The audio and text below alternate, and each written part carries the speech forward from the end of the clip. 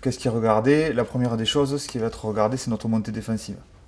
Voilà. Est-ce que collectivement, on a impulsé? Est-ce que donc la consigne c'était de fermer dans cette zone du terrain?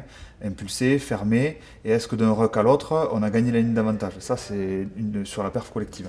Après, on reprend l'action pour l'individu, on va prendre Jeff Poirot, et Jeff réussit son plaquage.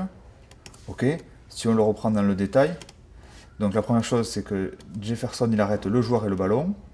Plaquage aux jambes, il a gagné la collision, puisqu'il gagne même quelques mètres au moment du contact. Derrière, dans les 2 secondes, il revient sur ses pieds, et double effort, il se met directement en position de contest. Donc en fait, il va consommer des soutiens offensifs argentins. En fait, c'est la phase parfaite de plaquage. Donc il a réussi un plaquage, il a arrêté le joueur et le ballon, il a avancé à la collision, et dans les 2 secondes, il était de retour sur ses pieds, et il était déjà en train de faire un effort supplémentaire. Ça nous a évité de devoir consommer un second joueur dans ce ruck pour venir contester le ballon.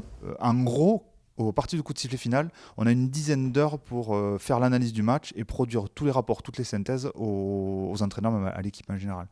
Et donc, grosso modo, on joue le soir, il faut que le lendemain matin, tout soit prêt. Et en gros, ça représente 5 heures de travail à deux, plus Quentin qui s'occupe des GPS qui passe à peu près autant de temps. Et ça, tout est dérushé dans la nuit. Le lendemain matin, on produit pour les coachs, on a des rapports. Et le joueur, lui, quand il arrive devant l'écran, il peut regarder que ses actions, ou l'ensemble de la rencontre, ou certaines phases de jeu, etc. On a découpé collectif, individuel, c'est la même chose. Et les joueurs ont accès à tout. On a des coachs nouvelle génération, ils ont toujours été habitués à travailler avec des ordinateurs. Maintenant, c'est quelque chose de commun, beaucoup d'ordinateurs, beaucoup de données, beaucoup d'images. Donc aujourd'hui, on est deux, et c'est pas de trop, pour traiter toutes les données, les images, que ce soit à l'entraînement ou en match. Pour les entraînements, on capture des images. Pendant les matchs, on bénéficie des signaux télé. Après, c'est l'analyse du jeu de l'équipe de France, si bien le collectif qu'après l'individuel, tout ce qu'on voit comme statistiques, etc. Nous, on fait ça pour notre équipe. Et après, la même chose pour les futurs adversaires. On doit bosser sur toutes les nations, essayer d'anticiper sur qui potentiellement pourrait jouer en quart, en demi, etc. Et on prépare pour les coachs et pour les joueurs dossiers de présentation et des bases de données thème par thème de toute l'analyse des futurs adversaires. Ma mission au sein du staff, c'est de quantifier tous les déplacements des joueurs à l'aide d'outils GPS qu'on leur place dans le dos. Donc à tous les entraînements et à tous les matchs, ils ont des brassières avec des petits emplacements où on peut mettre un petit boîtier GPS.